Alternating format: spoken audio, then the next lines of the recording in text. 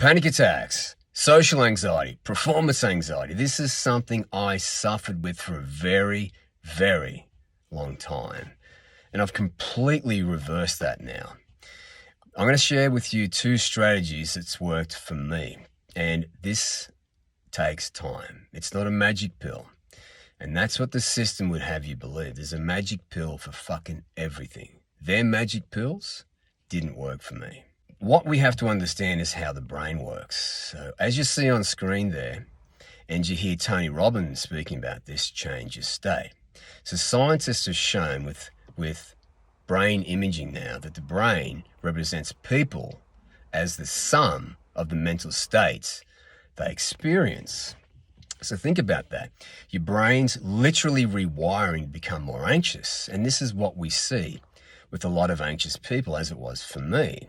The people with a lot of PTSD and anxiety and fear, there's a brain region called the amygdala, and it becomes physically larger and its activation potential goes up. So you're always triggered to get anxious. If you think about those 2 important points, you'll always experience anxiety. The brain's keeping you there. Now, they've shown with brain imaging again that over 4 to 8 weeks, you can physically reduce the size of the amygdala, physically shrink it, and lower its activation potential.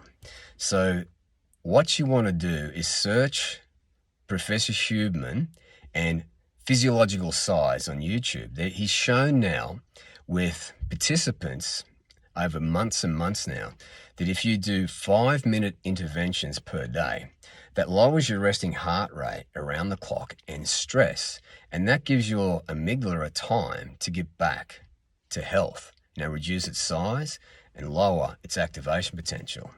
Now, the second thing that I want to talk about here is if you've got stress in the body, it's really difficult to get rid of that stress in the mind. And it all comes back to a healthy gut too. So if you want to find out how to get the stress out of the body, I've got a free download. It's called the V8 Diagnostic, and it's going to show you what you need to do in steps to get this all checked out. And that's going to give you a framework to finally get the stress out of the body. And that gives you an unfair advantage to work on the mindsets to lower the activation potential of stress hormones and the amygdala and physically shrink it down. So start there.